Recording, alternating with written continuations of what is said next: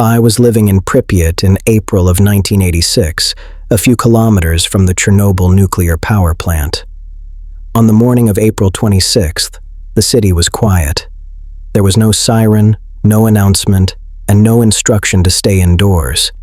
People went to work, children went outside, and public transport ran on its normal schedule. We knew there had been an incident at the plant during the night, but no details were given. No one told us we were in danger. At the time, it felt like a normal day that had been interrupted briefly and then allowed to continue. I woke up earlier than usual, shortly after sunrise. I noticed the time because I normally slept longer on weekends. I stayed in bed for a few minutes, listening to the sounds in the building. Someone upstairs was moving furniture. A door opened and closed somewhere down the corridor. Water ran through the pipes. Nothing sounded different from any other morning. I got up and went to the window. From my apartment, the power station was visible in the distance. It was always there, part of the view, and most days I barely noticed it. That morning, steam was coming from the stacks, rising straight up before spreading out. I saw nothing else that seemed unusual. There was a light haze over the trees near the plant, but that happened on calm mornings. I watched for a short time, then turned away and began getting ready. I washed, dressed, and made something small to eat. The radio was on in the background. Music played, followed by a short news segment. There was no mention of the plant, no emergency information. The broadcast continued as normal. When I went outside, the street was already active. People were walking toward the shops and bus stops. A man nearby was washing his car. He had parked it close to the building and was rinsing the wheels carefully. Water ran along the edge of the pavement. A woman shook a rug from her balcony above him. Dust fell and settled on the ground. A radio played somewhere from an open window. The volume rose and fell as someone adjusted it. Nothing around me suggested urgency. No one was running. No one was gathering in groups. Conversations sounded ordinary. I walked toward the local shops. On the way, I passed several people I recognized. We exchanged short greetings. No one stopped me to ask questions. No one warned me about anything. At the shops, the queues were longer than usual. It was a weekend, and many people had been paid the day before. People stood in line with shopping bags and baskets, talking quietly. The conversations shifted slowly. Someone complained about milk being late. Someone else said the bread was smaller than before. A woman asked the people around her if anyone knew what had happened at the plant during the night. A man behind her said there had been a fire. He said it had been dealt with. He spoke calmly, without emphasis. Another person said they had heard something similar. No one asked how serious it was. No one suggested leaving or going home. The conversation moved on. Most of us worked at the plant or had family members who did. Pripyat existed because of the plant. We were used to information being shared when necessary. If nothing was said, we assumed there was nothing to know. After shopping, I walked back toward my building. People were still outside. Some sat on benches, others stood talking. Children played nearby. I noticed that people stayed outdoors longer than usual, but no one seemed concerned. It felt like a day when plans were loose and no one was in a hurry.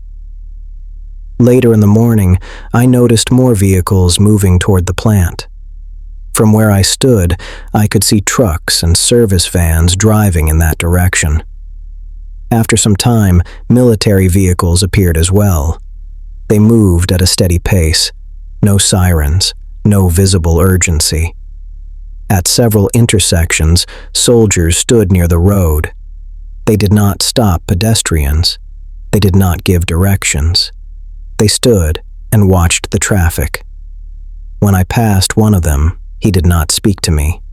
He did not look at me directly. I returned home for a while. The television was on. Regular programming continued. A music program played. Later, a film started. The news came at its usual time. There was no emergency broadcast.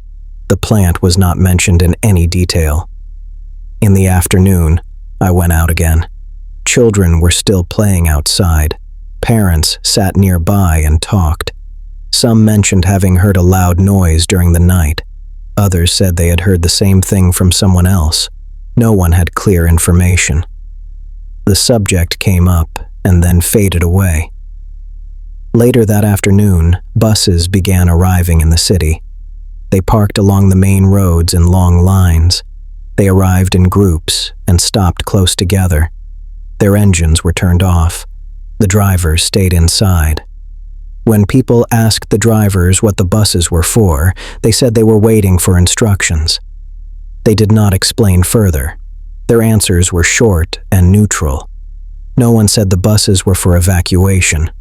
No one told us to prepare. Pripyat was a planned city. Drills and exercises were common. Seeing buses did not automatically mean danger. I assumed this was another organized movement that had not yet been explained. While walking near one of the schools, I noticed the doors were closed. The building was quiet. Normally, there would have been children and teachers inside. I asked someone nearby what was happening. They said classes had been canceled. No reason was given. As evening approached, soldiers appeared in some residential buildings. Not all of them, just certain blocks. They knocked on doors and spoke to residents. When they reached my building, they told people to stay inside, to keep windows closed, and to avoid going out unless necessary. When asked why, they said it was temporary. When asked how long it would last, they did not answer. Elsewhere in the city, life continued normally. Shops remained open. People walked along the river. Restaurants served dinner. Lights came on in apartment windows as it got darker. That night, I went to bed expecting more information in the morning. An announcement, instructions, something official. That was how things usually worked. There were no alarms during the night, no evacuation orders, no loudspeaker announcements. When I woke on April 27th, the buses were still there, parked along the roads. Several hours later, the announcement finally came. The announcement came late in the morning on April 27th. I was at home when the loudspeakers turned on. They were mounted on poles throughout the city, the same ones used for holiday messages and public notices. The sound cut through the open window without warning. At first, there was only static. Then a man's voice began to read. He spoke calmly and without urgency. He said that due to a temporary situation at the Chernobyl Nuclear Power Plant, residents of Pripyat would be evacuated for a short period. He said transportation had been arranged. He said we were to bring documents, essential personal items, and food for a few days. He said pets would remain behind. He said the evacuation would be temporary. He said we would return soon. The entire message lasted only a few minutes. It was repeated once more. Then the speakers went silent. There was no explanation beyond that. No details about what had happened. No indication of danger. The word accident was not used. The tone suggested organization, not emergency. People began leaving their apartments almost immediately. In the stairwell, neighbors spoke quietly to one another. Some were still in house clothes. Others had already dressed as if for travel. A woman from the floor above me was carrying a small bag and a loaf of bread. A man behind her had a briefcase and a coat folded over his arm. Someone asked if we needed to bring blankets. Another person said it wasn't necessary. that we would be back in a few days. Outside, the streets were full. The buses that had arrived the previous day were now active. Engines were running. Doors were open. Soldiers stood near them, directing people toward specific vehicles. They did not rush anyone. They did not raise their voices. They checked names against lists and pointed toward open seats. Families were separated across multiple buses. This was common during organized transport, and no one questioned it. Parents handed children through bus doors. People passed bags to strangers to hold for a moment. There was no shouting, no panic. I noticed that many people had brought very little with them. Some carried documents and folders. Others carried handbags or small suitcases. Many carried nothing at all. Apartments were left unlocked. Windows were left open. Laundry remained on balconies. Food was still on kitchen tables. It was assumed we would return soon. Pets were a point of confusion. Some people tried to bring cats and dogs with them. Soldiers stopped them and repeated the instruction that animals were to remain behind. A man argued briefly, holding a small dog in his arms. The soldier shook his head and pointed toward the bus. The man handed the dog to a neighbor who said she would leave it in the apartment. There was no further discussion. I boarded a bus with people from my building. The seats were vinyl and warm from the sun. The bus smelled of fuel and dust. Curtains were pulled halfway across the windows, though not fully closed. Through the glass, I could still see the buildings of Pripyat passing slowly as the bus pulled away from the curb. As we moved, more buses joined the line. The convoy stretched along the road, moving at a steady pace. Military vehicles were spaced between groups of buses. We passed checkpoints where soldiers waved us through without stopping. No one on the bus spoke loudly. Some people looked out the windows. Others sat facing forward, holding their bags on their laps. A woman near the front of the bus was crying quietly. No one addressed it directly. A man beside her handed her a handkerchief without looking at her. As we drove away from the city, I looked back once. The apartment blocks stood as they always had. The Ferris wheel near the amusement park was visible above the trees. It had never been used yet. It was scheduled to open for the May holiday. From a distance, nothing about the city appeared damaged or changed. The bus windows were closed shortly after we left the city limits. A soldier walked down the aisle and pulled them shut. He did not explain why. No one asked. The ride took several hours. We stopped briefly at a checkpoint where men in protective clothing walked around the buses. They did not board. They spoke to the drivers. After a short delay, we continued. Eventually, we arrived at a village outside the immediate area. People were directed off the buses in small groups. Names were checked again. We were assigned to temporary accommodations. Some went to schools, others to community buildings. Families were separated again based on available space. I was assigned to stay in a shared room with several others from Pripyat. The building was simple: wooden floors, metal beds, blankets stacked near the walls, a table in the center of the room, windows that opened outward. Food was provided shortly after arrival. It was basic: soup, bread, tea. No one complained. People ate quietly, sitting on beds or standing near the table. Some asked officials when we would return. The answers were vague: soon, in a few days, when the situation was resolved. The radio was on in one of the rooms. It played music. There were no news updates about Pripyat. The regular programming continued as if nothing unusual had occurred. That evening, I spoke with someone who worked at the power plant. He said very little. He said there had been an incident during a test. He said a reactor had been damaged. He said firefighters had responded during the night. He said many people had been called in unexpectedly.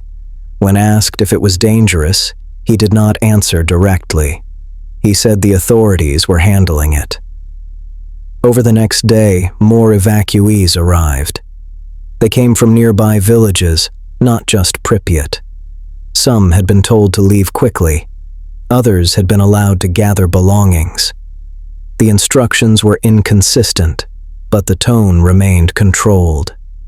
People began to realize we would not be returning immediately.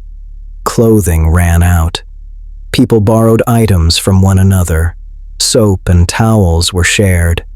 Someone organized a list of names to help track where families had been placed.